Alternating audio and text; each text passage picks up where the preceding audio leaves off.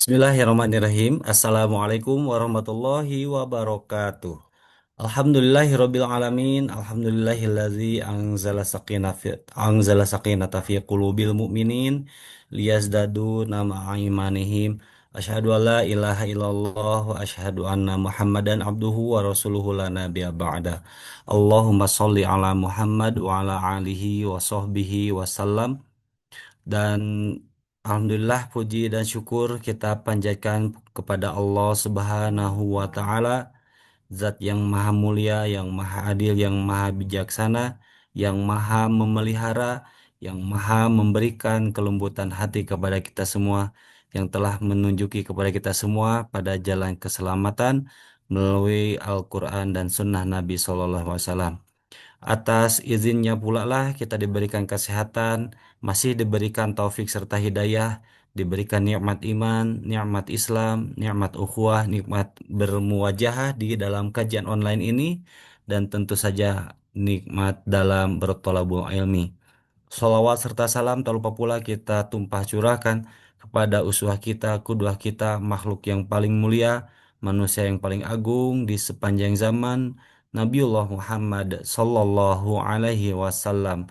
Berikut kepada para keluarganya, para sahabatnya, para tabi'in tabi'in, para ulama, dan tentu saja kepada kita semua yang hadir di kajian Bumiku Mengaji di hari Senin, hari ke-29 Desember 2025, ataupun juga bertepatan dengan 8 Rajab 1447 Hijriah. Alhamdulillah jemaah sekalian rahimani wa rahimakumullah, setelah beberapa pertemuan, anak absen dikarenakan ada beberapa uzur, dan alhamdulillah atas izin Allah pula lah diberikan kesempatan untuk bermuajah kembali di kajian online Bumiku Mengaji hari Senin. Seperti biasa kita akan mengaji tentang sirah Nabi Shallallahu Alaihi Wasallam. Dan pada malam hari ini masih di eh, penghujung ataupun juga beberapa bab terakhir di kitab Al-Lulu Al-Maknun fi Siratin Nabi Al-Ma'mun, tentang sirah Nabi SAW di jilid keempat ini, yang sebagaimana yang telah diinformasikan oleh Ustazuna Ali Hasan Bawazair Hafizahullah Ta'ala, bahwa pada malam hari ini insya Allah temanya adalah diutusnya Ali bin Abi Thalib dan Khalid bin Walid radhiyallahu anhuma ke negeri Yaman. Dan jemaah sekalian rahimani rahimakumullah, sebelum kajian dimulai, kami ingin informasikan terlebih dahulu, eh, kami baru mendapatkan informasi dari Ustazuna Ali Hasan Bawazir Hafizahullah Ta'ala bahwa pada malam hari ini kajian Sirah Nabi SAW insya Allah akan dimulai pada pukul 20:30 waktu Indonesia Barat, atau pukul 8:30 waktu Indonesia Barat.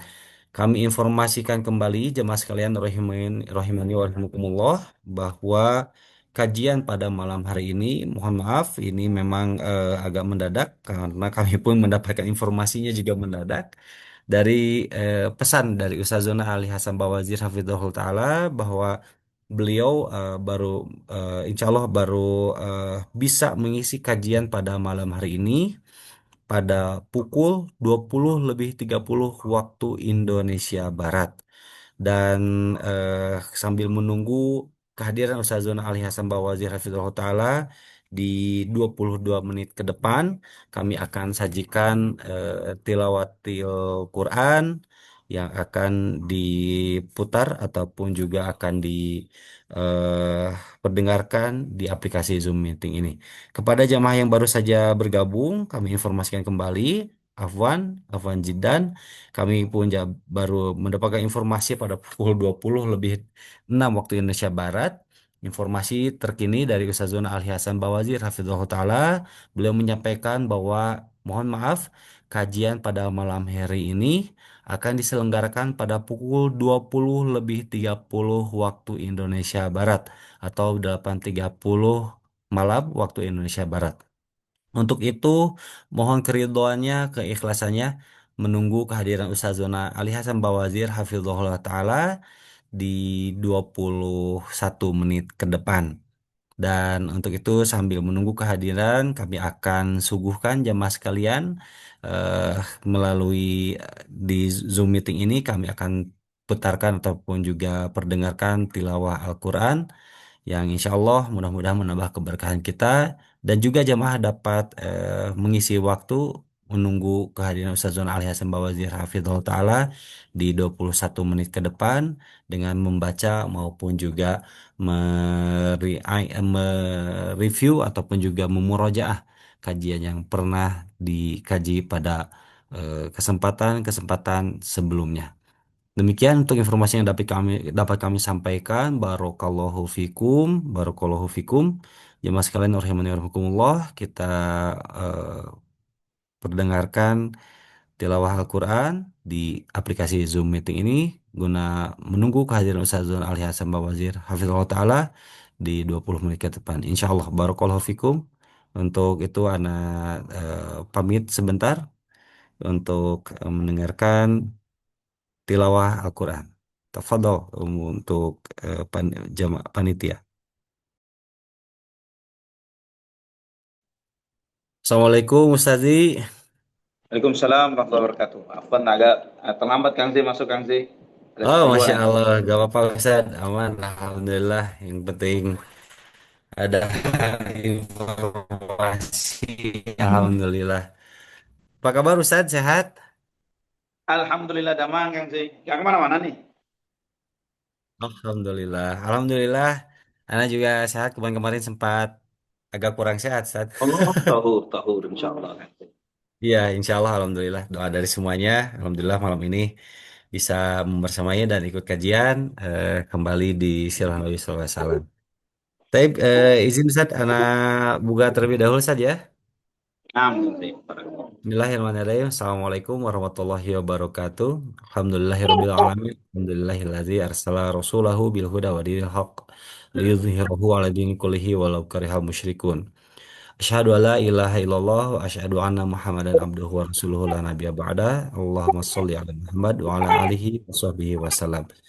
Alhamdulillah jemaah sekalian rahimani wa rahimakumullah, tepat pukul 20 lebih 27 waktu Indonesia Barat dan alhamdulillah atas izin Allah Subhanahu wa taala Allah berikan dan kelancaran kepada kita semua khususnya kepada Ustazuna Ali Hasan Bawazir Hafizahullah taala untuk hadir kembali di kajian pada malam hari ini di Sirah Nabi Sallallahu Alaihi Wasallam di bab terakhir barangkali ya di jilid keempat dari kitab Al-Lulu Al-Matnun fi Sirati Nabi Al-Ma'mun. Alhamdulillah untuk kajian pada malam hari ini yakni temanya adalah diutusnya Ali bin Abi Thalib dan Khalid bin Walid radhiyallahu anhuma ke negeri Yaman. Untuk itu, tanpa berpanjang lebar, untuk mengefektifkan waktu yang tersedia, kami langsung persilakan kepada Ustazuna Ali Hasan Babazir Hafidhullah Ta'ala untuk memulai kajian pada malam hari ini. Tafadhol ya Ustazi, Barakallahu Fik. Fik, bro. Sebentar 1 menit Kang Zi.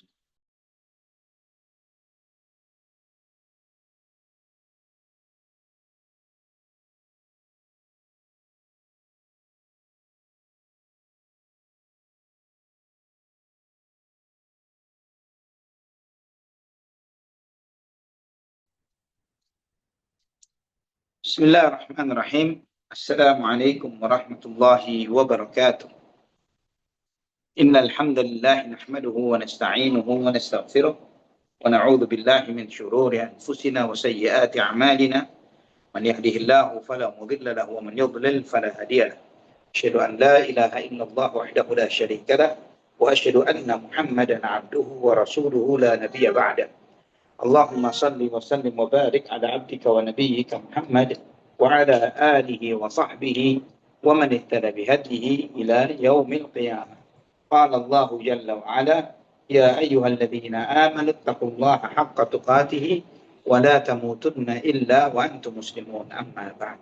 Saudaraku bila rahimani wa rahimakumullah, alhamdulillah segala puji bagi Allah Subhanahu wa taala Rabbul Alamin Ar-Rahmanur Rahim yang memberikan kepada kita kemuliaan dinul Islam, sehingga dengan kemuliaan ini kita tidak termasuk hamba-hamba Allah Subhanahu wa taala atau manusia yang hidup di dalam kubangan kesyirikan, kita tidak termasuk mereka-mereka yang mengagung-agungkan hari yang seharusnya tidak layak untuk diagungkan dan dimuliakan. Karena bagaimana manusia kemudian merayakan suatu hari yang pada hakikatnya hari tersebut adalah warisan dari kaum pagan, para penyembah berhala, dan kemudian mereka pun membrandingnya sebagai hari kelahiran Tuhan atau kelahiran anak Tuhan.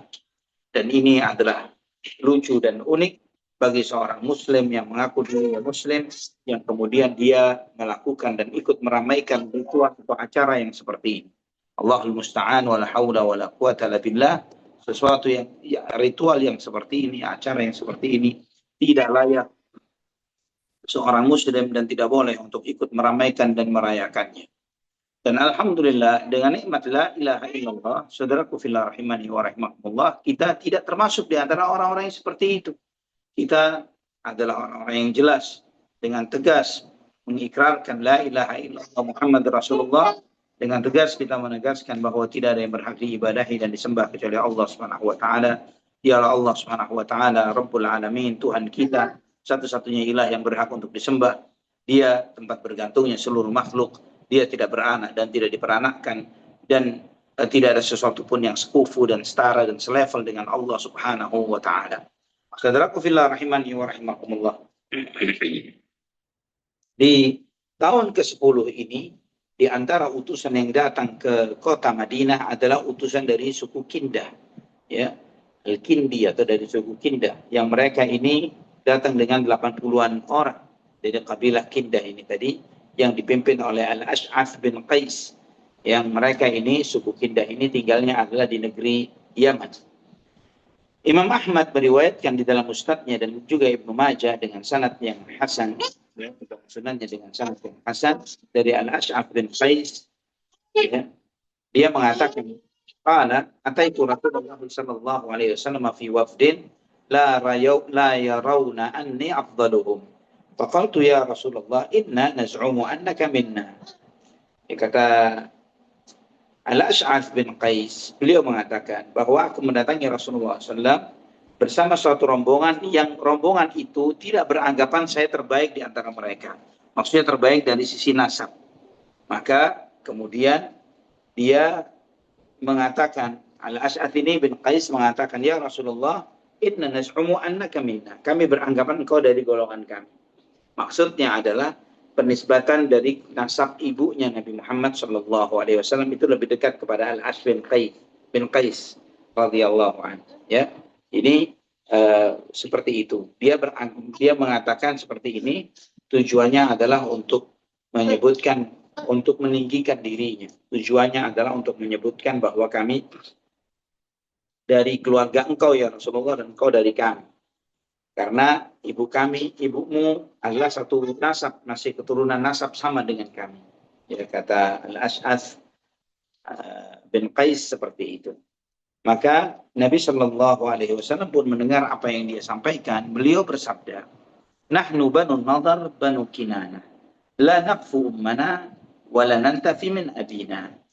Ya, beliau mengatakan bahwa kami, kata Nabi SAW, adalah Bani Nadar dari Bani Kinana. Maksudnya adalah keturunan Quraisy. Bani Nadar, Bani Kinana. Jadi beliau menegaskan dari penyebutan silsilah nasab dari jalur ayahnya. La naqfu ummana wa la nantafi min abina. Bahwa kami tidak menisbatkan nasab itu kepada ibu-ibu kami. Dan kami tidak menafikan jalur dari ayah-ayah kami. Ya, Nabi SAW mau menegaskan kepada Al-Ash'ath bin Qais dan yang lainnya bahwa penisbatan atau penasaban itu dari jalur ayah, bukan dari jalur ibu. Dan ikhwatan iman rahimani Allah, maka ketika ada seseorang menyebutkan kekerabatannya dengan Nabi SAW dari jalur ibunya, Nabi SAW menegaskan dan menjawab yang seperti ini. Maka dari situ Al-Ash'ath beliau berkata, la utiya bi rajulin nafaq Quraisyan min an-Nadhr ibni Kinana illa jalatuhul hadd. Ya, tidaklah seseorang ada yang berani menafikan Quraisy itu bukan dari keturunan Nadhr dari bin Kinana, maka pasti aku akan mencambuknya. Itu nextnya Al-Ash'ath mengatakan seperti itu. Ikhwatal iman rahimani wa rahimakumullah. Di dalam Musnad Imam Ahmad juga dengan sanad yang hasan dari Al-As'ath bin Qais, beliau menyampaikan, saya menemui Nabi SAW bersama rombongan dari suku Kindah. Dan Nabi SAW pun bertanya kepada aku, halaka min walad? Apa kamu punya anak? Ya, Nabi SAW bertanya kepada Al-As'ad. Dan dia mengatakan, gulamun wulidali fi makhraji ilaika. Aku melahirkan, istriku melahirkan seorang anak laki-laki di perjalananku kemari ya Rasulullah. Kemudian, wala wadidtu anna makanahu shiba'ul qaum. Aku berharap nanti anak itu menjadi pembesar, menjadi tokoh dari kaumku, dan seperti itulah dia mengatakan. Dan ini seperti ambisi sebagian besar orang tua terkait dengan anak laki-lakinya. Mendengar apa yang dia sampaikan, Nabi SAW menasihatkan, la taqulanna dhalik, fa inna fihim qurrata ainin wa ajran idha qubilu. Thumma la'in qulta dhalika innahum lamajmanatun mahzanatun, innahum lamajmanatun mahzanah. Ya, wa zadat Tabrani wa mabkhalah. Kata Nabi SAW, jangan seperti itu. Jangan terlalu membangga-banggakan anak, kata Nabi SAW. Jangan terlalu membangga-banggakan anak. Karena di antara anak itu ada yang qurrata ayun, penyejuk hati. Nah, kalau dikatakan qurrata ayun, anak yang bagaimana? Pasti anak yang saleh atau salihah. Itulah yang qurrata ayun. Seperti doa kita terkait dengan permohonan kita kepada Allah agar diberi anugerah keturunan yang baik, yang saleh dan salihah adalah Rabbana hablana min azwajina wa dzurriyyatina qurrata ayun waj'alna lil muttaqina imama. Ya, kita berdoa, wahai Tuhan kami, anugerahkanlah kepada kami dari pasangan kami dan anak-anak kami yang penyejuk hati, qurrata ayun. Wa ja'alna lil muttaqina imama, dan jadikanlah kami sebagai pemimpin bagi orang yang bertakwa. Nah, ayat ini mengajarkan, ya, termasuk juga apa yang disampaikan oleh Nabi kita Muhammad sallallahu alaihi wasallam di sini, wa inna fihim qurrata ain. Di antara anak itu ada yang menjadi qurrata ain, dan itu the best. Terbaiknya anak itu menjadi penyejuk hati. Bagaimana anak itu menjadi penyejuk hati? Bukan cuma anak yang bisa dibanggakan karena profilnya, karena tampilannya, karena lulusan mana, karena berapa hartanya, karena apa jabatannya, ya karena berapa banyak followernya, karena berapa banyak income yang diperolehnya. Bukan itu. Tapi qurrata ayun itu adalah ketika anak itu tumbuh menjadi anak yang saleh atau salihah. Ya, sebagaimana kata Imam Hasan Al-Basri rahimahullah ketika menafsirkan doa Rabbana hab lana min azwajina wa dzurriyyatina qurrata a'yun waj'alna lil muttaqina imama. Di dalam menafsirkan ini beliau mengatakan tidak ada yang lebih menyejukkan hati seorang mukmin melebihi ketika Allah tunjukkan kepadanya istrinya dan anaknya menjadi hamba Allah yang saleh, yang istri yang salehah, dan anak-anaknya tumbuh menjadi anak-anak yang saleh dan salehah. Tidak ada yang lebih menyejukkan hati melebihi itu. Ya, penenang jiwa. Karena bagaimana tidak ikhwatan iman. Hanya anak yang seperti itulah yang bisa memberi manfaat kepada orang tuanya, terutama ketika orang tuanya sudah wafat. Bukan anak yang kaya raya, bukan anak yang jadi pejabat, bukan anak yang jadi artis, bukan anak yang jadi influencer, bukan anak yang menjadi penemu-penemu hebat tapi pure duniawi tanpa ada motivasi akhirat di sana. Bukan itu. Tapi ketika anak itu saleh atau salehah, apapun latar belakangnya, ataupun apapun profesinya, itulah yang menjadi qurrata ayun, penyejuk hati bagi kedua orang. Kemudian kata Nabi SAW, wa ajran idza qubidha, dan anak itu bisa menjadi potensi pahala. Ketika apa? Ketika anak itu diwafatkan oleh Allah, ya, ketika diwafatkan oleh Allah sebelum dia balik atau dewasa. Sebagaimana antum dan kita semua mengetahui bahwa ketika seseorang diuji oleh Allah Subhanahu wa taala dengan diambil anaknya, ya, dan dia meninggal dunia, maka Allah Subhanahu wa taala memberikan pahala kepadanya karena kesabarannya itu, dan anak itu menjadi farad wa dhukhran liwalidain, ya, menjadi pendahulu bagi kedua orang tuanya berangkat ke surga Allah Subhanahu wa taala. Yang nanti anak tersebut tidak akan membiarkan kedua orang tuanya berdiri berlama-lama di padang mahsyar, kecuali nanti anak-anak itu, ya, ketika manusia dikumpulkan di padang mahsyar, mereka akan bersiliweran mencari kemana orang tua mereka, dan kemudian anak-anak itu akan menggandeng orang tuanya untuk masuk ke dalam surga. Ya, anak-anak yang diambil oleh Allah Subhanahu wa taala dan kemudian orang tuanya sabar. Itu yang penting, kesabaran. Ya, sabar ketika menghadapi ujian yang seperti itu. Karena ujian yang berat ini ketika seorang hamba bersabar dan kemudian dia istirja, dia mengatakan inna lillahi wa inna ilaihi raji'un, Allah majurni min musibati wa akhlif fi khairan minha. Dia berdoa, ya Allah, sesungguhnya kita milik Allah dan kita akan kembali kepadanya.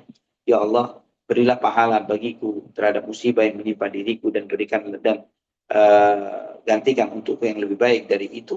Ketika dia mau seperti ini, maka Allah Subhanahu wa taala akan memberikan pahala yang besar bagi hamba tersebut. Dan juga kemudian Nabi Shallallahu Alaihi Wasallam Nabi mengingatkan kepada sahabat ini, ya, beliau mengatakan pada Ash'ath bin Qais, ya, beliau menyampaikan begini, wa innahum, kata beliau, la in lam thumma la in qulta dhalik innahum lamajmanah mahzanah, innahum lamajmanatun mahzanah wa zada Tabrani mabkhan. Jangan pernah kamu terlalu membangga-banggakan anakmu, karena anak itu menjadi penyebab pengecutnya seorang bapak. Anak itu menjadi penyebab kesedihan seorang. Dalam riwayat Tabrani, bahwa anak itu bisa menjadi penyebab kekikiran seorang bapak. Karena ikhwatal iman, rahimani wa rahimakumullah, ini diingatkan oleh Nabi Shallallahu Alaihi Wasallam karena seringkali ketika seseorang itu karena anaknya membuat dia itu menjadi seorang yang pengecut dan penakut, ya, karena seseorang itu ketika dia tidak khawatir akan dirinya, jika terjadi sesuatu pada dirinya, yang pasti yang paling dikhawatirkan adalah jika terjadi sesuatu pada anak. Dia mungkin tabah dan kuat kalau dirinya terintimidasi, diancam, diapakan, dan lain sebagainya. Namun seringkali tidak akan kuat kalau ancaman itu ditujukan kepada anak-anak. Ya, kalau kamu tidak begini, anakmu saya begitukan. Kondisi yang begini seringkali membuat seseorang itu menjadi pengecut, jadi seorang penakut. Sallallahu alaihi wasallam. Mahzanah, jadi sumber kesedihan. Wa mabkhala, menjadi sumber kekikiran. Ya, yang karena anak membuat orang tua itu ketika dia memiliki anak, kalau dia tidak memiliki anak, ya, dia mungkin dengan leluasa untuk bersedekah, untuk melakukan hal-hal positif, kebaikan dan lain sebagainya, untuk melaksanakan ibadah haji, umrah. Namun ketika ada anak, dia mulai berpikir panjang. Kalau saya haji, nanti sekolah anak saya bagaimana? Kalau saya umrah, nanti menantu anak bagaimana? Nanti pekerjaannya gimana? Nanti lanjut sekolah kuliahnya gimana? Dan banyak lagi hal-hal yang karena anak membuat orang tua itu menjadi pengecut, gampang sedih, dan juga menjadi orang yang kikir atau baik. Ikhwafillah rahimani wa rahimahullah, ini sejumlah hikmah yang disampaikan oleh Nabi Shallallahu Alaihi Wasallam terkait tentang anak. Dan Al-Ash'ath bin Qais ini adalah seorang tokoh yang sangat disegani di kalangan jahiliyah. Dan ketika Islam pun demikian. Di masa wafatnya Nabi Muhammad SAW, karena dia termasuk orang yang baru masuk Islam tahun ke-10 kenabian. Di tahun ke-10 kenabian dia masuk Islam. Sepeninggal Nabi Muhammad SAW, dia sempat murtad. Ya, dia sempat murtad. Dan di masa kepemimpinan Abu Bakar As-Siddiq radhiyallahu an, dia balik masuk Islam lagi. Dan setelah itu beliau, ya, Al-Ash'ath bin Qais radhiyallahu an, termasuk yang ikut berperang bersama Sa'ad ibn Abi Waqqas di dalam peristiwa perang Qadisiyah, Madain, Jalula, ya, dan beliau meninggal di tahun 42 atau 44 Hijriyah di Kufah. Ya, sebagaimana disebutkan oleh di dalam kitab Usudul Ghabah. Ikhwatal iman rahimani wa rahimakumullah. Di bulan Ramadan tahun ke-10 Hijriyah, Nabi Shallallahu Alaihi Wasallam mengutus Khalid bin Walid ke negeri Yaman. Dan sesudah itu mengutus Ali bin Abi Thalib radhiyallahu anhu menyusul. Ya, Ali menyusul. Nabi Shallallahu Alaihi Wasallam memerintahkan kepada Ali bin Abi Thalib untuk mengambil 1/5 dari Khalid bin Walid. Ya, Di samping mengambil seperlima dari Khalid bin Walid, jatah siapa seperlima ini? Jatah Ahlul Bait, jatah keluarga Rasulullah Shallallahu Alaihi Wasallam. Ya, di samping mengambil jatah seperlima itu, Nabi SAW memerintahkan kepada Ali bin Abu Thalib untuk mengajari Al-Quran, mengajarkan Islam, mengambil keputusan hukum di antara mereka. Ya, Ali bin Abu Thalib berada di situ dari bulan Ramadan, Syawal, Dzulqa'dah, Dzulhijjah, 4 bulan. Ya, kurang lebih 4 bulan. Nanti di pertengahan menjelang akhir bulan Dzulhijjah, Ali bin Abu Thalib baru balik ke kota Madinah. Ya, baru balik ke kota Madinah. Jadi kurang lebih 4 bulan Ali bin Abu Thalib stay di negeri Yaman untuk mengajarkan Al-Quran, mengajarkan Islam, dan mengambil keputusan hukum di antara mereka yang sedang berselisih di sana. Ali radhiyallahu an ketika diutus, beliau mengatakan, ya Rasulullah, tab'atsuni wa ana syabun aqdi bainahum wa la adri mal qada. Engkau mengutus aku ya Rasulullah, sedangkan aku adalah anak muda yang aku tidak sanggup untuk mengambil keputusan hukum. Ya, aku merasa belum layak untuk jadi hakim. Dan aku tidak tahu bagaimana mengambil keputusan hukum antara yang satu dengan yang lainnya. Dengan mengambil keputusan yang benar dan adil. Saya tidak mengerti. Dan di sini antum, kita semuanya, juga mencontoh dan mengambil pelajaran. Terkait tentang bagaimana metode kaderisasi Nabi kita Muhammad SAW. Bagaimana Nabi SAW memberikan amanah-amanah kepada para pemuda, sesuai dengan tua porsinya, sesuai dengan kapasitas ilmunya. Terkadang banyak di antara antum dan di antara kita semuanya sudah menjadi talibul ilm, artinya sudah ngaji puluhan tahun. Ngajinya puluhan tahun. Tapi selalu tidak merasa siap. Untuk apa? Untuk apapun. Jadi muadzin aja nggak siap. Jadi muadzin saja nggak siap. Maka di sini seorang guru misalnya yang membina suatu kelompok atau masyarakat, jamaah kajian, perlu sesekali misalnya dia mengetahui kapasitas jamaah kajian yang telah belajar dari dia. Ya dengan apa? Dengan memberikan ujian-ujian. Dalam arti ujian-ujian itu misalnya, udah kamu yang jadi imam. Kamu yang imamin sholat.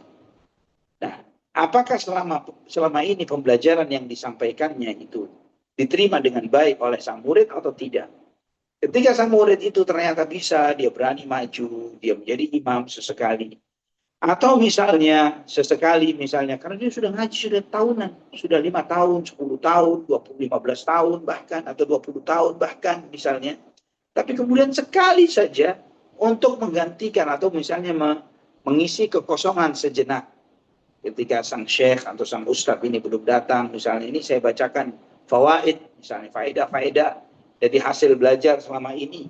Ya, dari pertemuan sebelumnya atau dari pertemuan dua kali pertemuan sebelumnya atau semisal itu, ya, membacakan kepada jamaah terkait dengan sejumlah faedah yang bisa diterima atau yang diterima dari kajian yang pernah diterima sebelumnya oleh dari sang guru.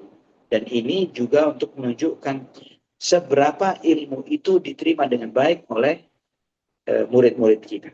Nah, ikhwatal iman rahimani wa rahimakumullah. Demikian pula dengan Nabi Shallallahu Alaihi Wasallam ketika beliau menunjuk Ali bin Abu Thalib untuk menjadi hakim terhadap perselisihan yang terjadi di masyarakat di negeri Yaman. Maka kemudian Nabi Shallallahu Alaihi Wasallam menepuk dada Ali bin Abu Thalib dan mengatakan dengan berdoa, Allahumma hdi qalbah wa tsabbit lisanah. Ya Allah, berilah hidayah ke dalam hatinya dan teguhkan lisannya. Ya, hadis ini riwayat Imam Ahmad, ya, dan juga yang lainnya At-Tayalisi, Ibnu Majah, ya, dengan sanad yang sahih. Nabi mendoakan Ali, Allahumma hdi qalbahu wa tsabbit lisanah. Ya Allah, berilah hidayah ke dalam hatinya dan teguhkan lisannya. Kemudian Nabi SAW berpesan kepada Ali bin Abi Thalib terkait dengan cara dan metode pengambilan keputusan ketika terjadi perselisihan dan Ali dituntut untuk mengambil keputusan terhadap yang sedang berselisih. Nabi SAW menyampaikan, Ya Ali, idza jalasa ilaika al-khasmani fala taqdi bainahuma hatta tasma'a min al-akhar ma sami'ta min al-awwal fa innaka idza fa'alta dhalika tabayyana laka al-qada.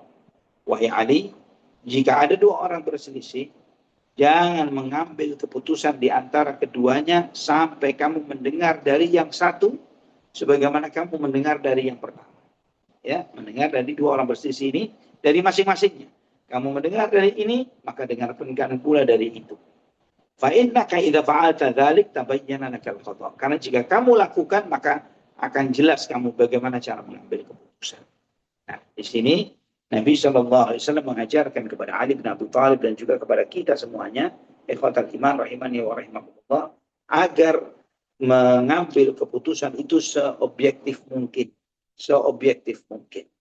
Bukan subjektif kepada satu pihak, karena kita sudah punya kesan tertentu terlebih dahulu, sudah punya penilaian tertentu terlebih dahulu kepada salah satu pihak yang sedang berselisih, maka menyebabkan keputusan kita itu menjadi keputusan yang timpang, keputusan yang tidak adil, keputusan yang bahkan zalim. Kenapa? Karena sudah berat sebelah, sudah mendengar kepada yang salah satu pihak, yang salah satu pihak ini terus menceritakan kepada kita siang dan malam, pagi dan sore, ya, dengan konten-konten, dengan chat-chat, ya, dengan WhatsApp, yang kemudian lawannya tidak memiliki porsi yang sama untuk membicarakan atau menyampaikan sudut pandang dia. Ya, ini menunjukkan kepada kita bahwa orang yang mengambil keputusan dengan kondisi yang seperti ini pasti nggak fair, pasti tidak adil, pasti keputusannya salah dan tidak benar.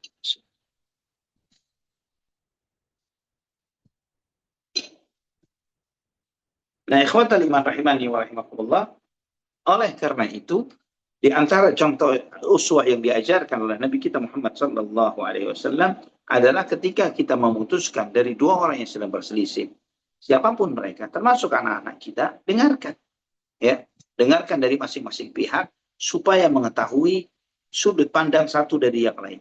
Maka di situ kita bisa mengambil keputusan dengan objektif, dengan baik. Dan Ali bin Abu Thalib radhiyallahu anhu mengatakan, "Fama ikhtalafa alayya qada'un ba'd aw ma ashkala alayya qada'un ba'du." Bahwa sejak itu saya tidak pernah salah di dalam mengambil suatu keputusan atau bimbang, ya, di dalam mengambil suatu keputusan.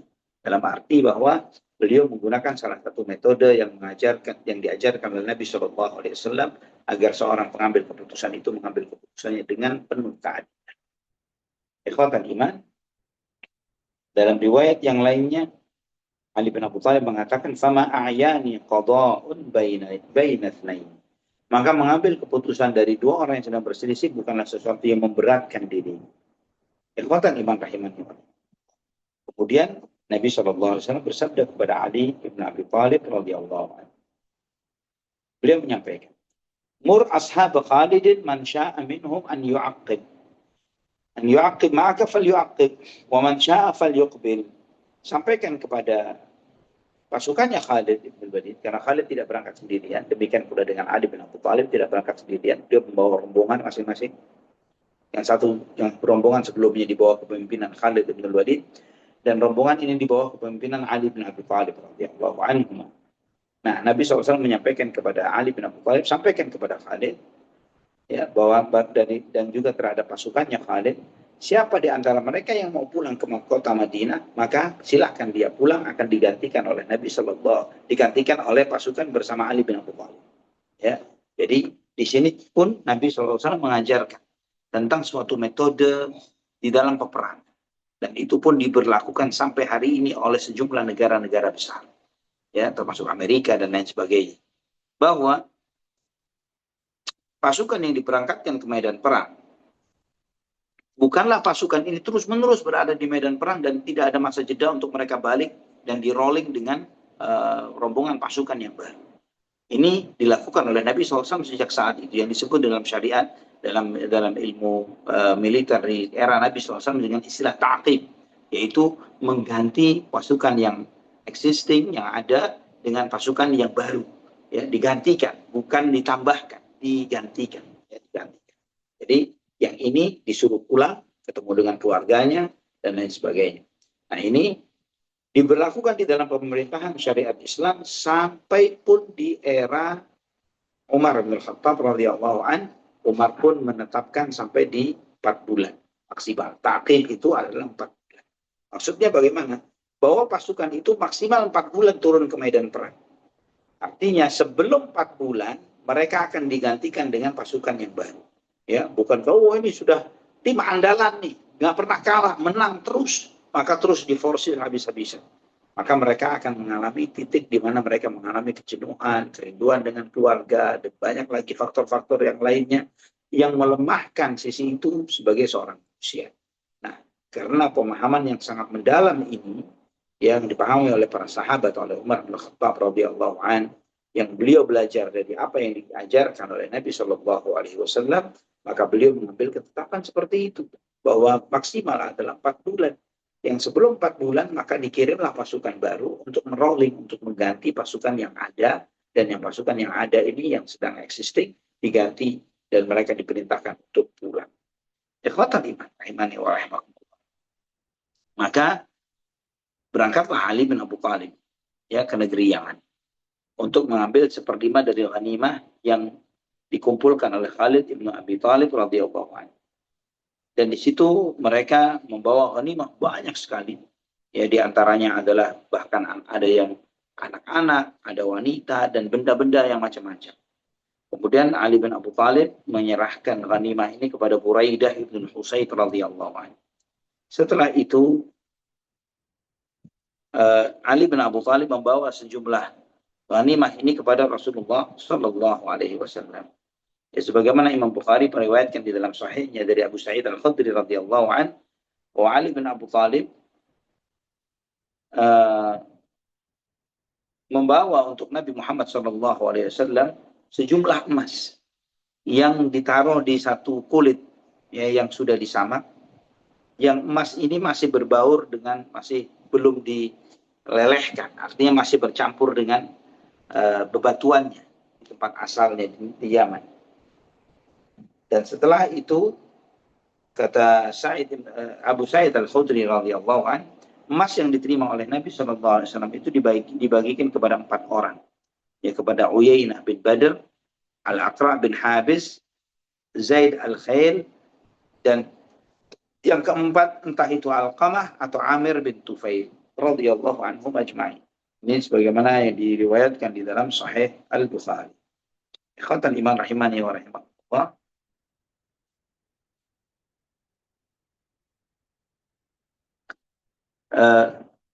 Ali bin Abu Thalib terlihat sekali begitu kuatnya beliau di dalam menjaga amanah Nabi Muhammad Sallallahu Alaihi Wasallam.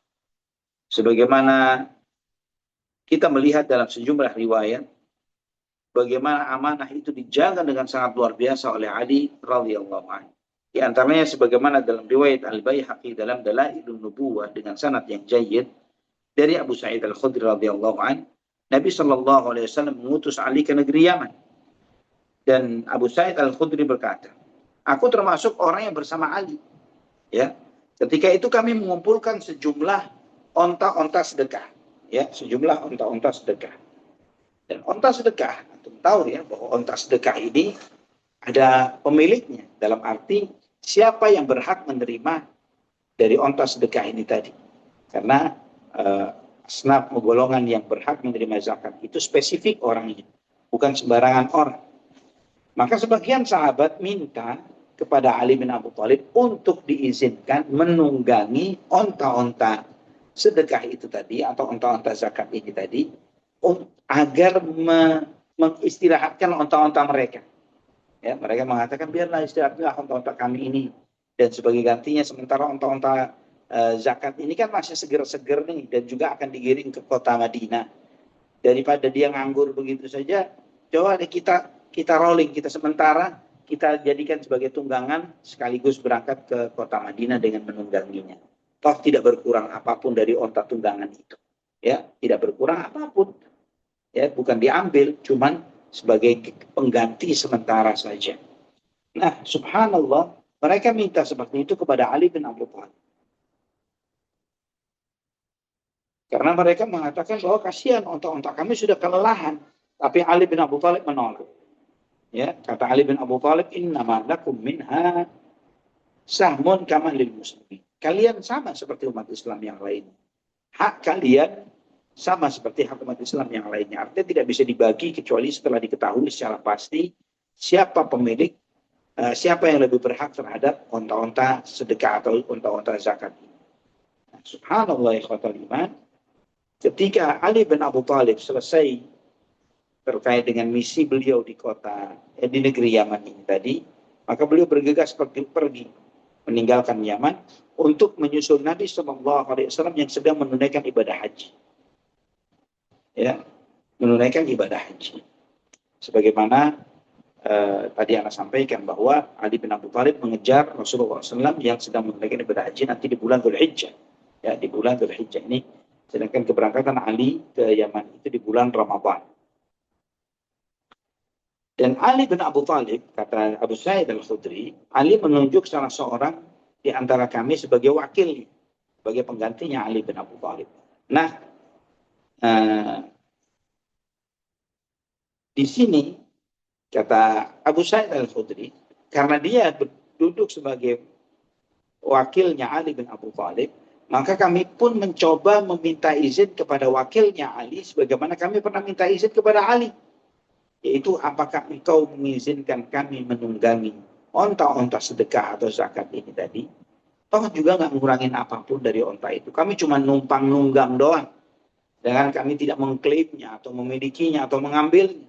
Cuma numpang doang sampai ke kota Madinah, ya kita balikin. Atau sampai di tengah jalan kita ganti dengan onta-onta kita sendiri. Nah, itulah yang terjadi tanpa sepengetahuan Ali bin Abi Thalib. Sedangkan Ali ke kota Madinah menemui Nabi SAW sampai Nabi SAW menyampaikan, irji' ila ashabika hatta taqduma alaihim, baliklah kamu ke teman-temanmu sampai kamu menemui mereka. Maka Abu Sa'id radhiyallahu anhu menceritakan bahwa kami sudah dapat izin dari penggantinya Ali bin Abi Thalib yang dia sendiri melarang kami untuk itu. Tapi karena berhubung beliau menunjuk seorang pengganti, maka kami pun meminta izin kepada penggantinya itu, sebagaimana kami pernah minta izin kepada Ali bin Abi Thalib. Nah, ikhwatal iman rahimani wa rahimakumullah,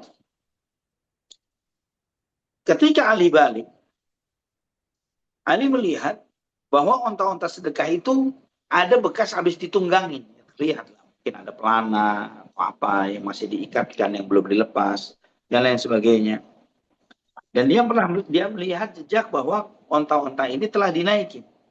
Maka ketika dia melihat itu, dia marah sekali. Ali bin Abi Thalib sangat marah dan menegur mereka yang mengizinkannya, ya penggantinya yang mengizinkannya, dimarahi dengan keras oleh Ali bin Abi Thalib radhiyallahu anhu. Sehingga membuat sebagian sahabat itu merasa tidak nyaman dengan sikapnya Ali bin Abi Thalib yang seperti ini. Ya, merasa tidak nyaman dengan sikapnya Ali. Kok begini amat sih? Kita kan nggak ngapa-ngapain gitu. Sebagian kita mungkin menggampangkan hal yang seperti ini. Ya, misalnya yang memang harus amanah diserahkan kepada korban banjir misalnya, malah dikorupsi. Ini sudah jauh lebih parah. Ini tidak dikonsumsi, tidak dikorupsi. Ya, hanya dimanfaatkan sebelum pemanfaatan harta atau harta zakat tersebut, ya hanya dimanfaatkan tanpa mengurangi pokok dan fungsinya. Itu yang dilakukan oleh para sahabat terhadap onta-onta sedekah ini tadi. Ketika mereka melihat sikap tegasnya Ali bin Abi Thalib, bahkan kerasnya Ali yang menegur mereka yang menggunakan onta-onta zakat itu sebagai tunggangan, walaupun dalam sebagian perjalanan mereka, maka mereka pun ketika pulang ke kota Madinah mengeluhkan hal ini kepada Nabi. Sebagaimana Abu Sa'id Al-Khudri radhiyallahu anhu mengeluhkan hal ini kepada Nabi SAW terkait dengan sikapnya Ali bin Abi Thalib. Abu Sa'id radhiyallahu anhu mengatakan, hatta idza kuntu fi wasati kalami, ya, aku lagi cerita nih. Kata Abu Sa'id, ya Rasulullah, Ali bin Abi Thalib itu begini, Ali bin Abi Thalib itu begini, Ali bin Abi Thalib itu. Ya, ketika aku masih tengah-tengah bicara, Nabi SAW menempuk pahaku. Dan aku dekat dengan beliau. Kemudian Nabi SAW mengatakan kepada Abu Sa'id Al-Khudri, ya Sa'ad bin Malik ibn Syahid. Wahai Sa'ad bin Malik. Ini nama Abu Sa'id Al-Khudri adalah Sa'ad bin Malik ibn Syahid, putra seorang syahid.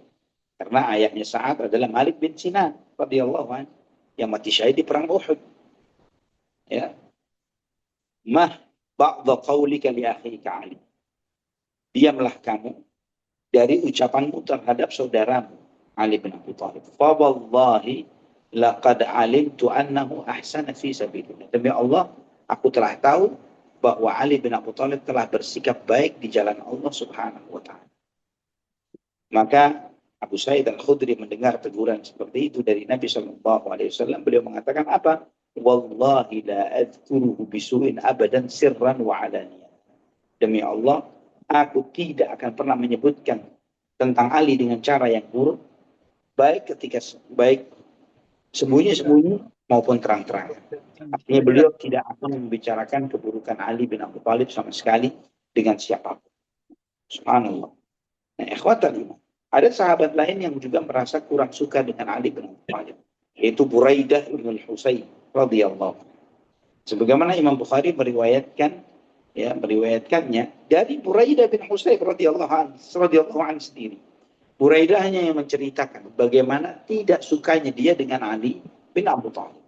Beliau mengatakan bahwa Nabi SAW mengutus Ali untuk menemui Khalid bin Walid, ya, untuk mengambil 1/5 dari hak Nabi dan kerabatnya dan keluarganya. Dan aku sangat benci dengan Ali. Kata Buraidah bin Husayn, sangat benci dengan Ali bin Abi Thalib. Di situ aku melihat sekali waktu dia mandi. Ya, kita akan tahu nanti sebab mandinya kenapa.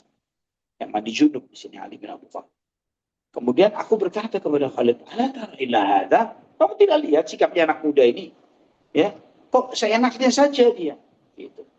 Nah, kemudian ketika kita sampai ke kota Madinah menemui Nabi Muhammad SAW, Nabi SAW, aku pun mengeluh kepada Nabi tentang sikapnya Ali. Ali begini ya Rasulullah, Ali begini. Kemudian kata Nabi SAW, ya Buraidah, atau begitu Aliyan. Wahai Buraidah, apakah engkau membenci Ali? Buraidah bin Husayn radhiyallahu anhu mengatakan, na'am, iya. Ini di antara karakter masyarakat Quraisy, ikhwatul iman, bahwa karakter Quraisy ini adalah karakter yang mereka itu spontanitas dan apa adanya. Mereka kalau suka, ngomong di depannya bahwa saya suka. Kalau tidak suka, ngomong di depannya saya tidak suka. Dengan siapapun, nggak ada basa-basi. Termasuk juga sebagaimana kita melihat Buraidah bin Husayn radhiyallahu anhu di sini tanpa basa-basi dengan Nabi SAW, walaupun dia tahu, ya Buraidah radhiyallahu anhu tahu bahwa Ali bin Abi Thalib ini di samping sepupu Nabi, menantu Nabi. Dia tahu itu. Tapi ketika dia mengatakan tidak suka, aslinya sih suka. Tapi ada tapinya. Ya pada hakikatnya dia maunya ngomong nggak suka.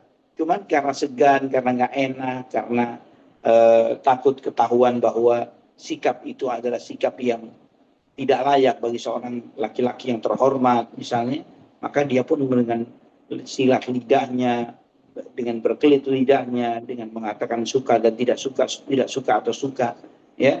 Yang ini Buraidah bin Husayn radhiyallahu anhu dengan tegas mengatakan, iya ya Rasulullah, saya nggak suka dengan Ali bin Abi Thalib.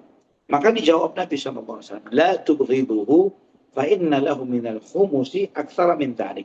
Jangan pernah kamu membenci Ali. Karena jatah dia dari khumus, dari 1/5 ghanimah itu lebih banyak dari apa yang dia ambil.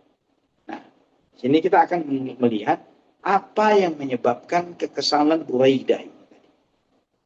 Sebagaimana Imam Ahmad meriwayatkan di dalam musnadnya, At-Tahawi dalam Syarah Mushkilul Athar dengan sanad yang hasan dari Buraidah bin Husayn radhiyallahu.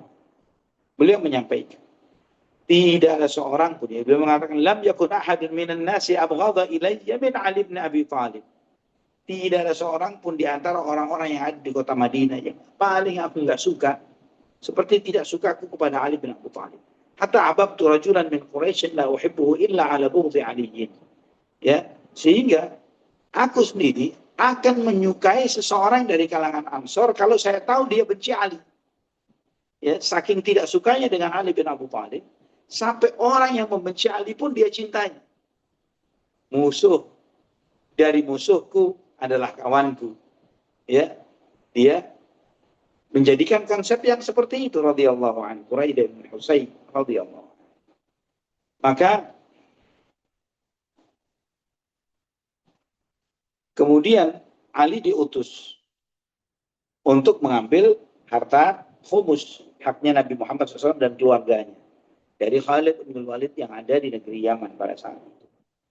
Disitulah aku menemani Ali dan pasukannya, ya, Ali dan rombongannya yang menuju negeri Yaman. Kenapa kok dia mau menemaninya? Dia mengatakan fasahibtuhu wa ma ashabuhu illa ala baghdha'i aliyin. Bahwa aku menemani Ali pun tidak lain dan tidak bukan karena keselku dengan dia. Ya, sama keselku dengan dia. Maksudnya itu ingin memata-matai, mengamati, ingin mengetahui gerak-geriknya Ali, mana yang bisa dijadikan sebagai tangkapan ketergelinciran Ali bin Abu Thalib yang nantinya akan dilaporkan kepada Nabi Muhammad SAW. Ini misinya Buraidah radhiyallahu. Sampai ketika sampai ke negeri Yaman, situ ada sejumlah tawanan. Di antara tawanan itu, ya, tawanan ini yang menjadi bagian dari perolehan perang, ya, yang di situ Ali bin Abu Thalib yang telah ditugasi oleh Nabi SAW untuk mengambil 1/5 dari tawanan ini, dari rampasan perang yang merupakan hak Nabi SAW dan keluarganya. Maka di situ dikumpulkan 20% dari total tawanan itu tadi, termasuk ghanimah dan yang lain sebagainya. Yang di antara tawanan itu ada seorang budak yang sangat cantik. Ya, budak yang sangat cantik. Ketika diambil 1/5-nya dan diambillah budak cantik itu, ya, seorang tawanan ini menjadi bagian dari 1/5 itu. Dan dari 1/5 itu diambil untuk Ali bin Abu Thalib sendiri. Ya, budak itu diambil untuk Ali bin Abu Thalib sendiri. Sehingga menjadi bagian dari milik Ali bin Abu Thalib. Dan kemudian akhirnya dia menemui kami, kata Buraidah, dia sudah basah rambutnya. Ali bin Abu Thalib sudah junub. Mahada, apa ini? Ya, kemudian dia komentar, alam tarau ilal wasifa sarat fil khumus, thumma sarat fi ahli bait an-nabi sallam, thumma sarat fi ahli aliyin, waqa'tu alaiha. Ya, bagaimana dia mengambil tawanan yang cantik ini tadi, kemudian diambil menjadi bagian dari haknya Nabi, dan dia ambil untuk haknya dia sendiri. Dan itu aku tidak suka dengan caranya ini. Maka kemudian dia pun mengirim surat, menulis hal ini untuk dilaporkan kepada Nabi Sallallahu Alaihi Wasallam. Nah, kemudian dia pun minta, biarlah, ya, berkas laporan ini saya yang melaporkannya kepada Nabi Sallallahu Alaihi Wasallam. Maka aku pun melaporkannya. Dan di dalam surat itu aku yang menulis, dan kemudian aku bacakan kepada Nabi Sallallahu Alaihi Wasallam, dan aku pun mengiyakan isi laporan itu benar. Ya, memang benar seperti itu. Ya, memang benar seperti itu. Sampai Nabi SAW memegang tanganku, kata Buraidah bin Husayb radhiyallahu an, Nabi SAW memegang tanganku dan bertanya, atubghidu aliyan? Apa kamu benci Ali?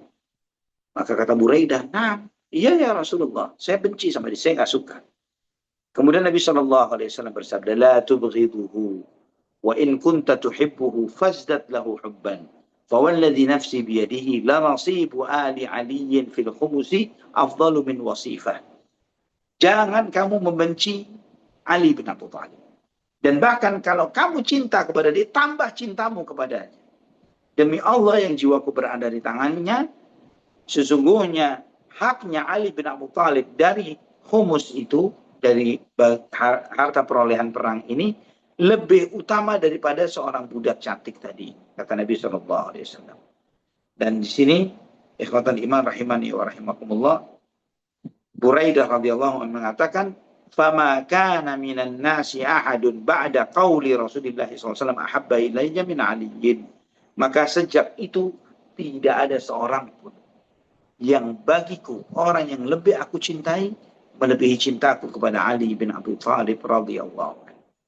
Subhanallah ikhwatan iman. Antum melihat, kita melihat dan mendengar bagaimana sikapnya para sahabat radhiyallahu anhu. Mereka suka disampaikan suka, mereka tidak suka disampaikan tidak suka, dan bagaimana mereka merubah perasaan itu dengan begitu gampangnya. Karena apa? Karena mengedepankan keputusan Allah dan Rasulnya.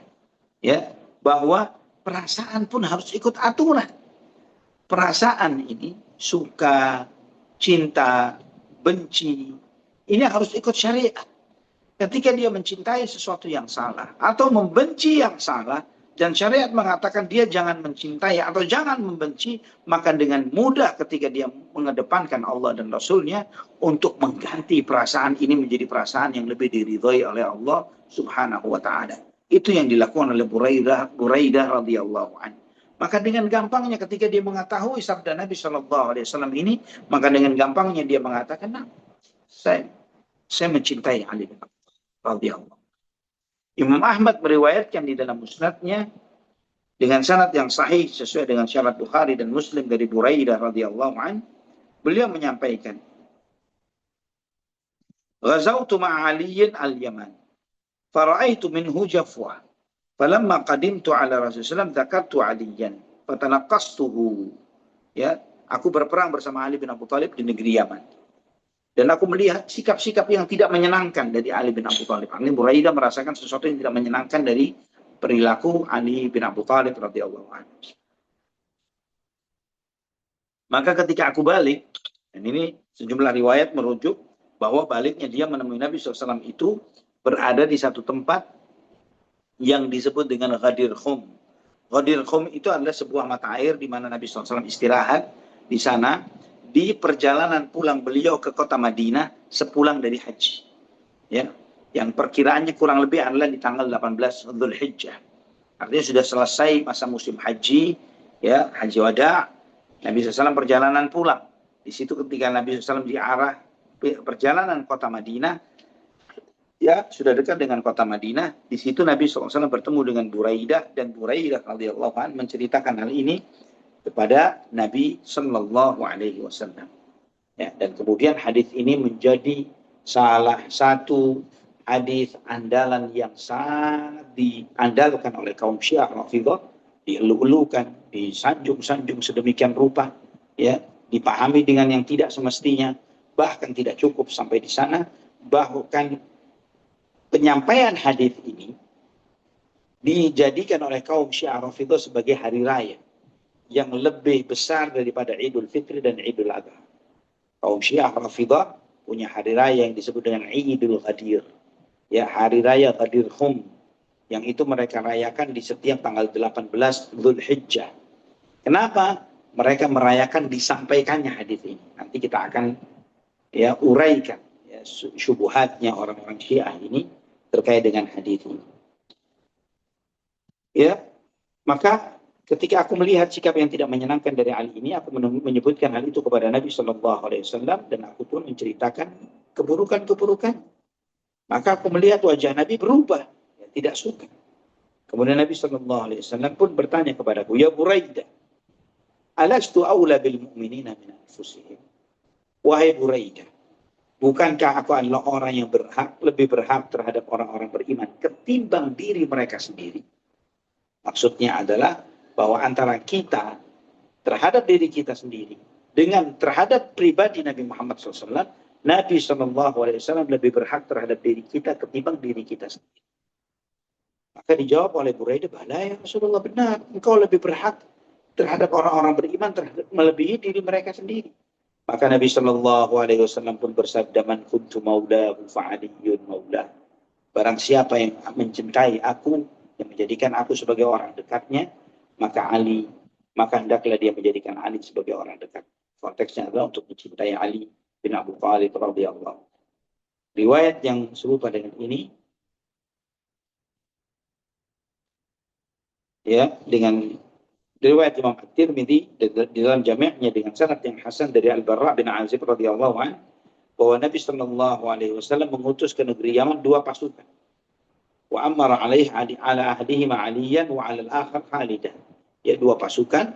Rombongan pertama, rombongan yang salah satunya di bawah kepemimpinan Ali, di rombongan yang lainnya adalah di bawah kepemimpinan Khalid ibn Walid radhiyallahu anhu. Wa qala idza kana al-qitalu fa'aliyun.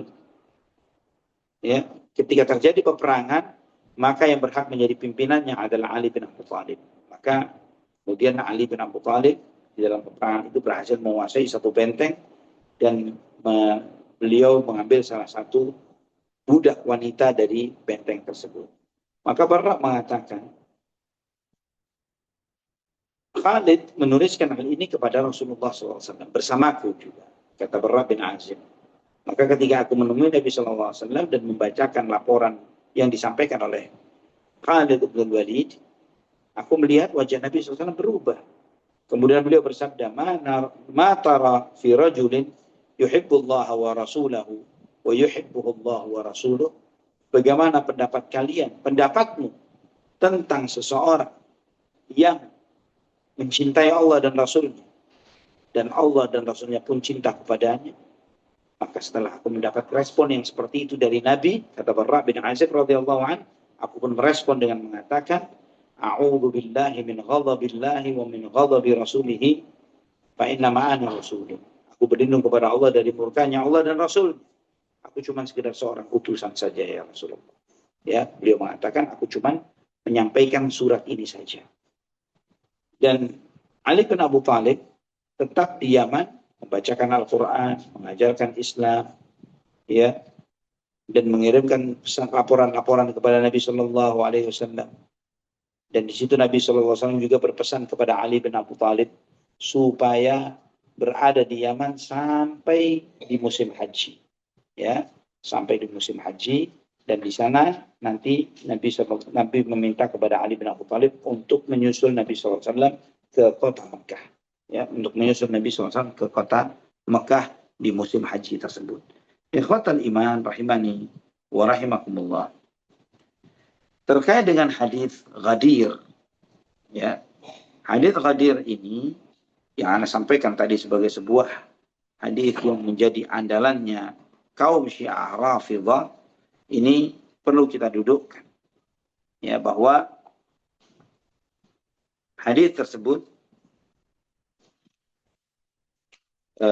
riwayat panjangnya sebagaimana tertera di dalam Sahih Muslim, ya, dan yang lainnya dari Zaid bin Arqam, ya, beliau menyebutkan bahwa Nabi Shallallahu Alaihi Wasallam menyampaikan kepada kami ketika beliau berada di Khum, ya, di Khum antara kota Mekah dan Madinah. Beliau mengucapkan pujian kepada Allah dan mengingatkan. Kemudian beliau bersabda, ala ayyuhan nas fa inna ma'ana basyarun yushiku an ya'tiya rasul rabbi fa ujib wa ana tarikun fikum thaqalaini awwalahuma kitab Allah fihi al-huda wan nur fakhudhu bi kitabillahi wastamsiku bihi wa hatha ala kitabillahi wa raghaba fihi thumma qala wa ahlu baiti udzakirukum Allah fi ahli baiti udzakirukum Allah fi ahli baiti udzakirukum Allah fi ahli baiti. Ya, ini Nabi SAW menyebutkan, wahai manusia, sesungguhnya aku adalah manusia dan mungkin tidak lama lagi akan datang utusan Tuhanku dan aku akan menyambut panggilannya, yaitu malakul maut. Dan aku tinggalkan untuk kalian dua perkara yang berat. Yang pertama adalah kitabullah yang di dalamnya merupakan petunjuk dan cahaya. Maka ikutilah kitabullah, berpegang teguhlah dengannya. Di situ Nabi SAW memberikan anjuran-anjuran untuk berpegang dengan kitabullah. Kemudian Nabi mengingatkan wa ahlu baiti, dan keluargaku. Aku ingatkan kalian tentang keluargaku. Aku ingatkan kalian tentang keluargaku, tentang ahlul baitku. Aku ingatkan kalian tentang ahlul baitku. Maka Husain bin Saburah bertanya kepada Zaid bin Arqam, wa man ahlu baitihi ya Zaid? Alaysa nisa'uhu min ahli baitihi? Siapa yang dimaksud dengan keluarga Nabi Muhammad SAW, wahai Zaid bin Arqam radhiyallahu an? Bukankah istri-istri Nabi termasuk ahlul baitnya, termasuk keluarganya?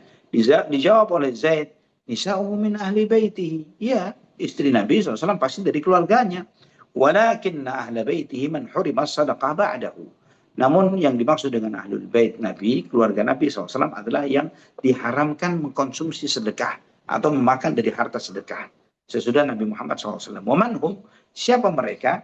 Hum alu aliyin wa alu aqilin wa alu Ja'far wa alu Abbas. Kata Zaid bin Arqam radhiyallahu an, mereka ini adalah keturunan Ali bin Abu Thalib, keturunan Aqil bin Abu Thalib, keturunan Ja'far bin Abu Thalib, dan keturunan Abbas bin Abdul Muttalib. 4 keturunan ini. Kullu haula'i hurima sadaqah. Apakah semua yang disebutkan ini, keturunan Ali, Aqil, Ja'far, dan Abbas, diharamkan sedekah bagi mereka? Dijawab oleh Zaid bin Arqam, na'am. Ya, hadis ini di dalam Sahih Muslim, juga At-Tirmidzi, Imam Ahmad, An-Nasai dalam Khasais Al-Hakim, dan yang lainnya. Dan juga ada tambahan, man kuntu maulahu fa aliyun maulah. Barang siapa menjadikan aku sebagai teman dekatnya atau orang dekatnya, maka Ali bin Abu Talib adalah orang dekat, maka hendaklah menjadikan Ali sebagai orang dekatnya.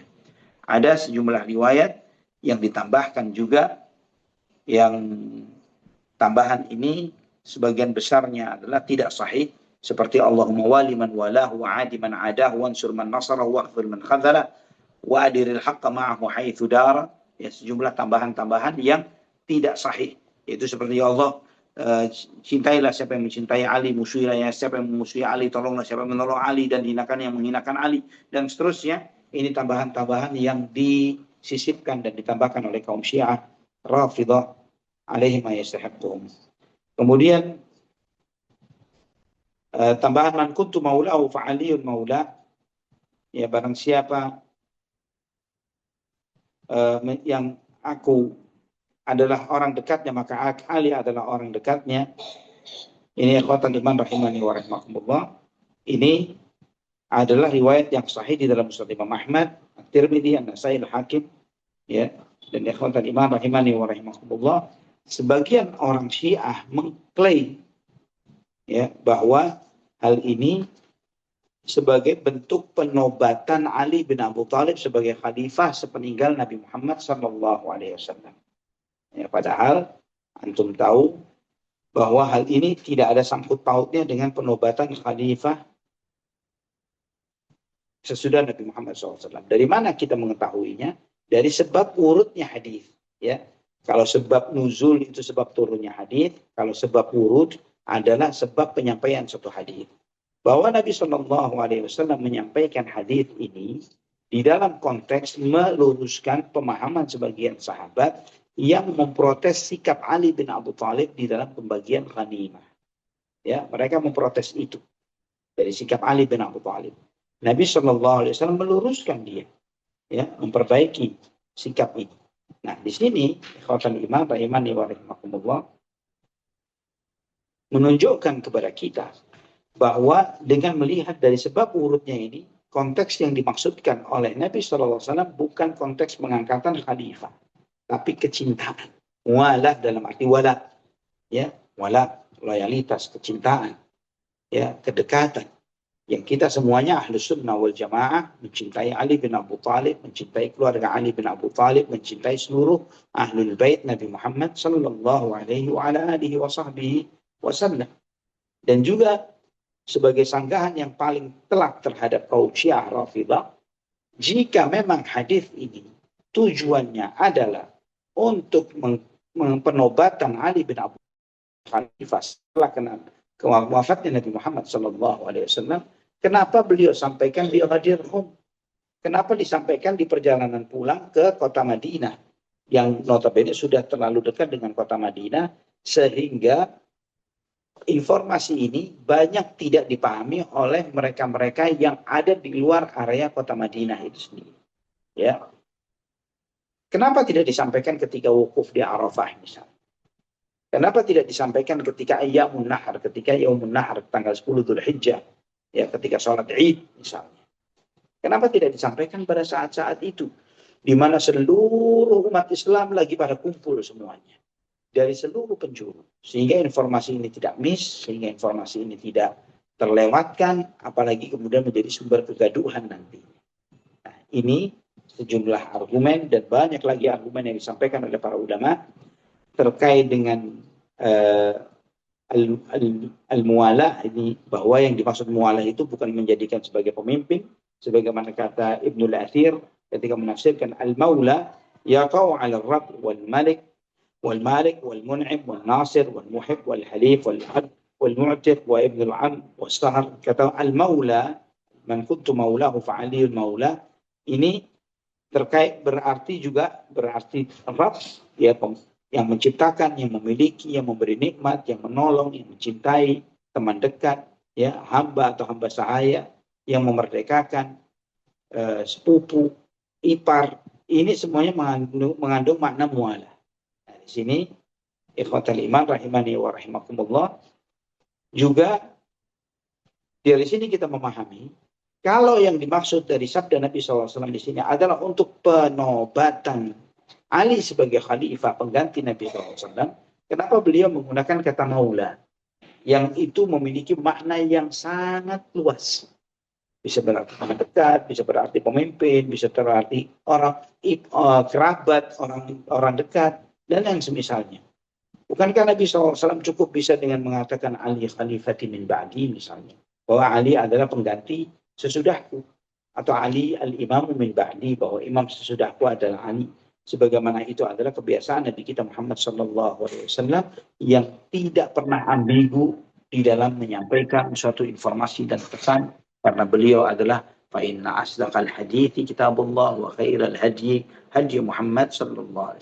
Sebaik-baik uh, ucapan adalah firman Allah dan sebaik-baik petunjuk adalah petunjuk Rasulullah Sallallahu Alaihi Wasallam. Nah, di sini ikhwatul iman, rahimani wa rahimakumullah, kita meluruskan suatu dalil yang paling kuat yang biasa dipakai oleh kaum Syiah Rafidah, yaitu hadis Ghadir Khum, dan kita telah membahas apa sebab urutnya hadis ini dan bagaimana penempatannya. Wallahu a'lam bishawab. Barakallahu fikum.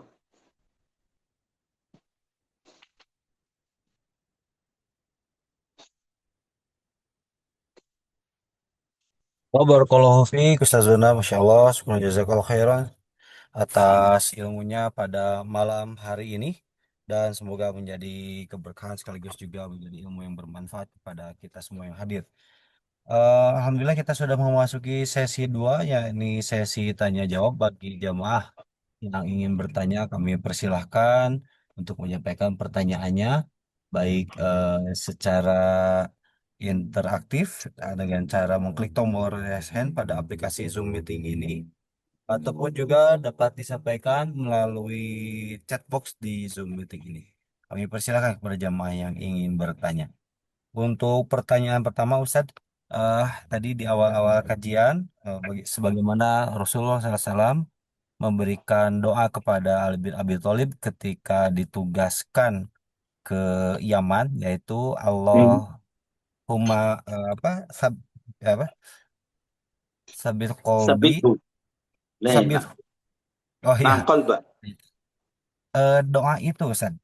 Apakah Hmm. itu bisa diterapkan? Maksudnya ketika seorang ayah kepada seorang anak Nah, misalkan ke pesantren begitu ya, Masya Allah. apa namanya di boarding school, apakah doa itu bisa diterapkan Ustaz di saat ini?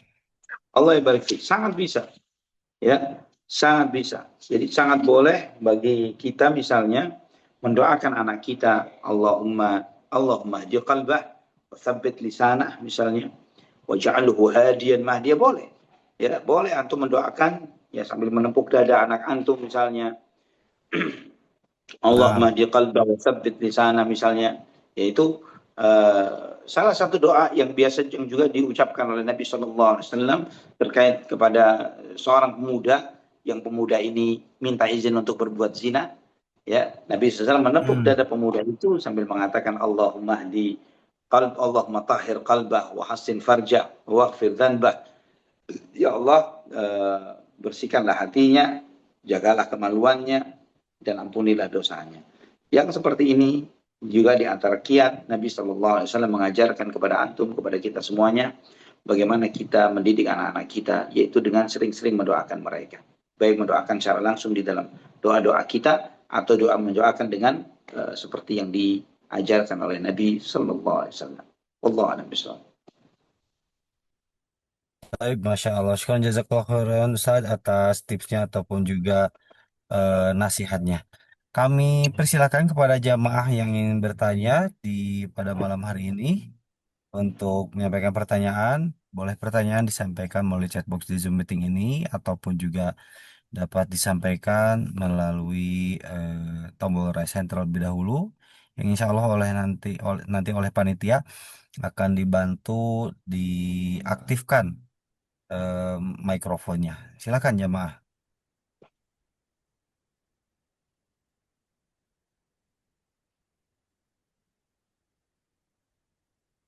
Baik dari jamaah di Saung Belajar kami persilahkan.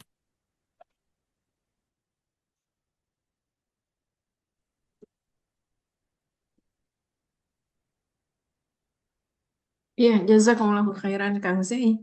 Jazakumullahu khairan Ustadz atas materinya. Eh, yang ditanyakan Ustadz agak menyimpang, tapi mohon pencerahan Mhm. dan nasihat Ustadz tentang sedekah Ustadz. Apabila Oke. misalnya kita mengumpulkan atau mau menabung Ustadz, kita akan Mhm. sedekahkan misalnya untuk nanti Ramadan. Apakah itu termasuk menunda-nunda bersedekah Ustadz? Karena misalnya uangnya tidak seberapa, jadi dikumpulkan dulu eh, supaya ketika Ramadan bisa membantu lebih banyak.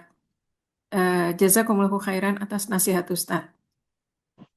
Allah barik fiik. Nah, eh, kalau misalnya, Bismillah, Ana jawab bahwa kalau misalnya uang itu memang bisa dipakai untuk menabung ya. Artinya bukan dia menabung, tapi akibatnya adalah membuat dia melewatkan suatu kewajiban yang diwajibkan kepadanya.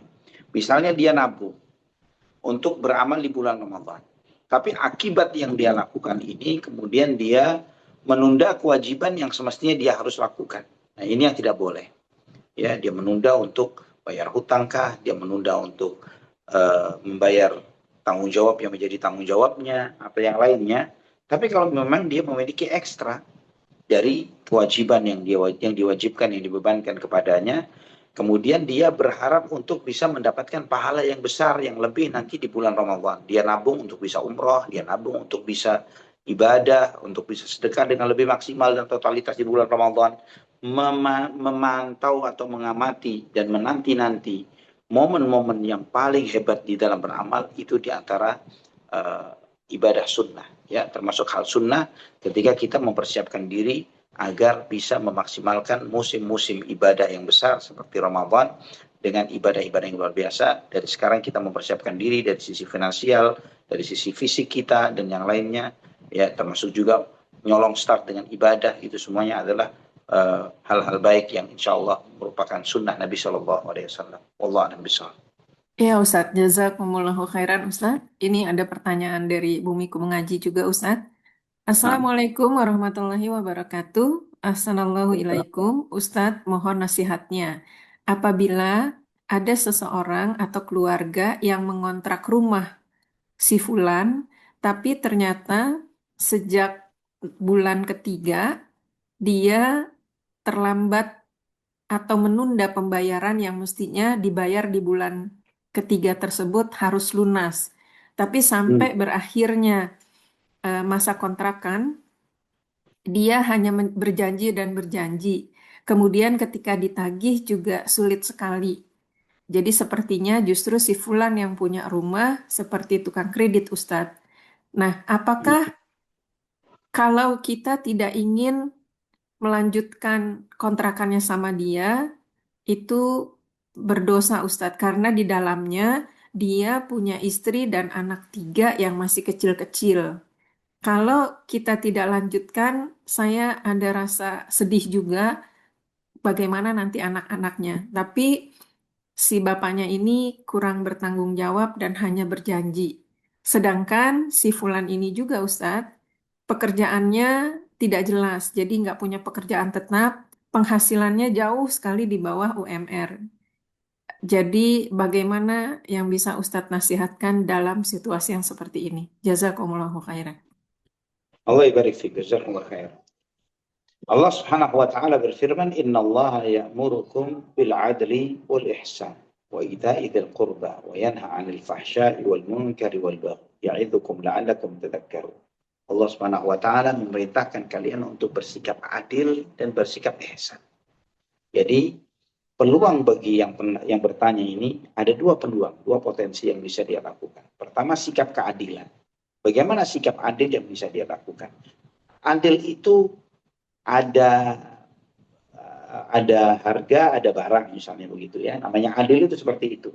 Mana uang kamu, ini barang kamu. Ya, kalau kamu sewa, ini rumah sewanya, mana uang sewanya. Itu adil. Dan antum tidak zalim ketika menegakkan keadilan.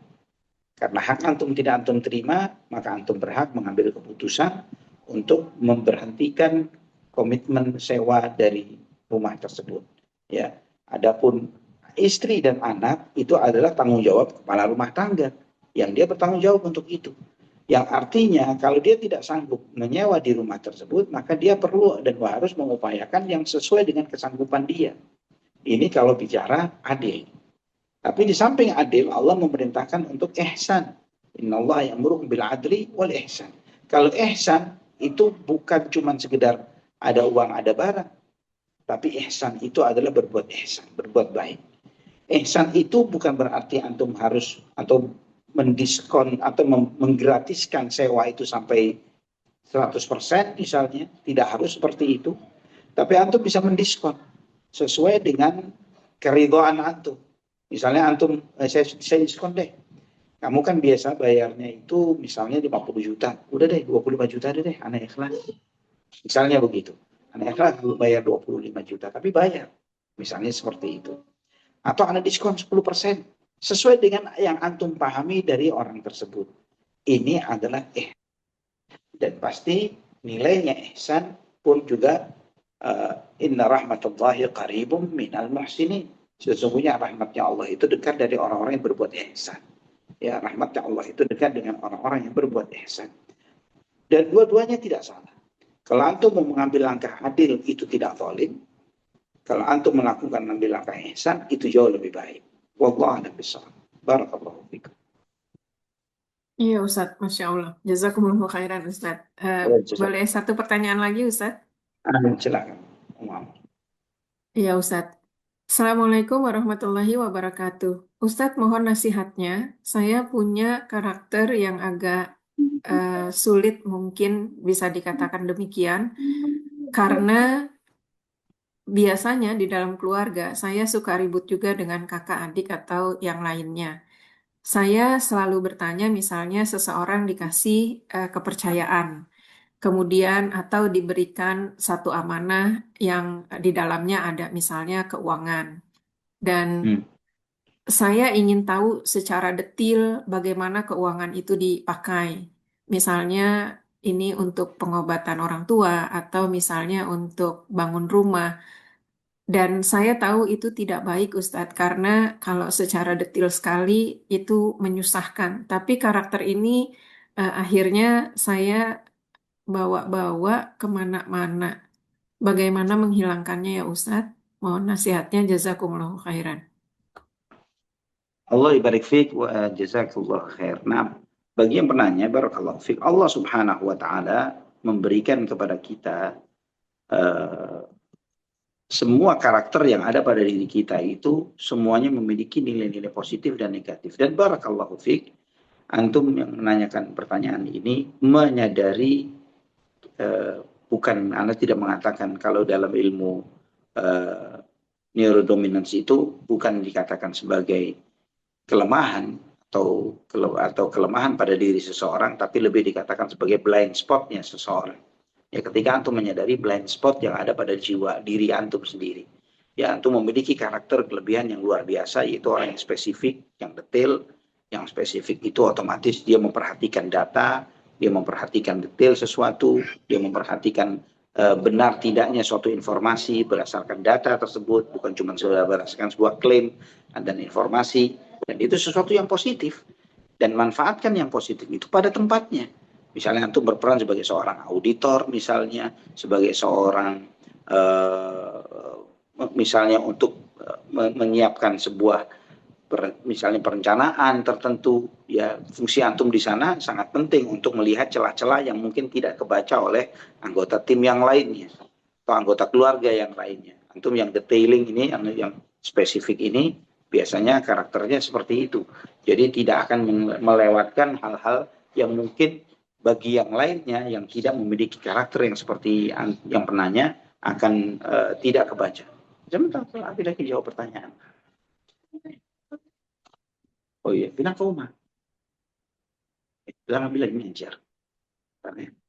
Nah, ikhwatal iman, rahimani wa rahimakumullah, itu yang diistilahkan dalam ilmu neurodominance adalah seperti itu, bahwa ini bukan suatu kelemahan, tapi sebuah blind spot. Nah, ketika antum menyadari akan blind spot ini, maka pahami Ya, kapan itu menjadi suatu uh, trigger yang negatif ya? Kapan menjadi suatu potensi yang mengarahkan kepada hal-hal yang buruk? Jika tadi sebagaimana tadi disampaikan, maka ketika menyadari ada batasan-batasan tertentu yang membuat antum tidak tahan atau tidak puas karena itu akan memancing emosi, kekesalan dan lain sebagainya, maka ini antum tarik diri dari hal yang seperti itu. Dengan cara apa? Dengan cara uh, jika itu bukan urusan antum, ya bukan urusan kita, bukan urusan yang menjadi tanggung jawab antum, kenapa harus ingin tahu dengan detail? Tapi jika itu menjadi suatu bagian dari amanah yang memang harus dipenuhi, maka jelas antum harus berperan seperti itu. Walaupun menanyakan sebagaimana yang tadi ditanyakan, yaitu menanyakan dengan detail, menanyakan ini uangnya dari mana, kemana, mana berapa sennya, berapa rupiahnya, dan sebagainya. Itu harus sesuatu yang positif, karena itu konteksnya menjaga amanah. Ya, jadi manfaatkan sisi yang dianggap oleh sebagian kita sebagai sebuah kelemahan dalam diri kita, sebagai sebuah potensi positif di dalam bentuk yang berbeda. Wallahu a'lam bishawab. Barakallahu fiikum.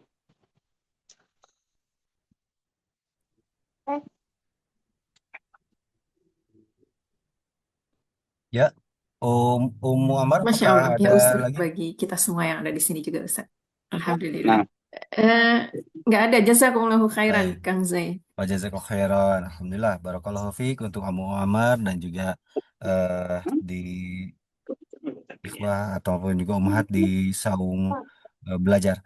Untuk selanjutnya di sini ada pertanyaan melalui chatbox di Zoom meeting ini atas nama dari akhwat di sini. Pertanyaan Bismillahirrahmanirrahim. Izin bertanya Ustadz, di luar nah, topik apa karena masih berkenaan dengan eh, fenomena akhir tahun, apa iya. hukumnya mengikuti kajian muhasabah di akhir tahun? Katanya bertujuan agar bisa memanfaatkan waktu untuk hal yang berfaedah dan Kapan menghindari jam berapa itu hal-hal yang muhasabahnya nanti? ya Kapan dan jam berapa muhasabah itu dibuat? tidak disebutkan ini Ustaz. Akhir tahunnya entah tanggal 30, 31 atau tanggal 1 Januari. Walau alam Ya. belum disebutkan. Dan ini kajian muhasabah dibuat kadang misalnya tanggal 31 jam 11 malam menjelang jam muhasabah, jam pergantian tahun. Ya ini Ya, batil, mungkin munkar. Itu batil, munkar. mungkin Ya, yang begitu seperti Ustaz itu, ya. Pak. Tapi kalau di sini apa namanya? Apa agar menghindari hal-hal yang sia-sia dalam kurung seperti menyambut tahun baru dengan kembang api Oh dan iya, acara-acara lainnya. Mohon ya, pencerahannya Ustaz. itu Jadi batil. mungkin ini Nggak boleh. acara alternatif ya, agar tidak apa namanya, agar tidak mengikuti acara kembang api perayaan akhir tahun atau apapun, diganti dengan Jadi muhasabah dikumpulkan. begitu Ustaz. Lah, jangan seperti itu. Nggak boleh. Tidak boleh mengingkari suatu kemunkaran dengan membuat kemunkaran baru. Ya, menolak suatu bid'ah dengan membuat bid'ah baru. Suruh tidur, jamaah suruh tidur. Tidur, istirahat yang enak. Ya, jangan ada kegiatan-kegiatan, aktivitas-aktivitas. Karena pergantian jam antara satu tahun ke tahun yang berbeda, 2025 ke 2026, ya pergantian hari tidak berbeda, tidak ada sesuatu yang berbeda secara spesifik, jamnya tidak lebih panjang atau lebih pendek, ya tidak akan membuat nasib lebih baik atau lebih buruk, nggak ada pengaruhnya hal-hal yang seperti itu. Bahkan terkadang seseorang menanti akan dekatnya ajalnya, itu yang terjadi, yang sering banyak terjadi, Allah musta'an. Ya, jadi jangan Ya, terpancing dengan hal-hal yang seperti itu, jangan merubah suatu kemunkaran dengan membuat kemunkaran baru. Allah musta'an wa la haula wa quwwata illa billah. Barakallahu fiik. baik, wa barakallahu fiik Ustaz Zuna. Terima kasih atas pencerahannya dan juga bimbingannya. Dan pertanyaan dari Ahwat tadi merupakan pertanyaan terakhir pada kajian Sirah Nabi SAW edisi hari Senin 29 Desember 2025 ataupun juga bertepatan dengan tanggal 9 Rajab 1447 Hijriah. Lewat sini. Dan demikian kita akan akhiri kajian pada malam hari ini. Namun sebelum diakhiri, berkenan Ustaz memberikan nasihat terakhir di penutup kajian pada malam hari ini. Tafadhol Ustaz. Allah barik fikum. Nah, insya Allah materi berikutnya adalah menjelang haji wada. Materi berikutnya adalah menjelang haji wada.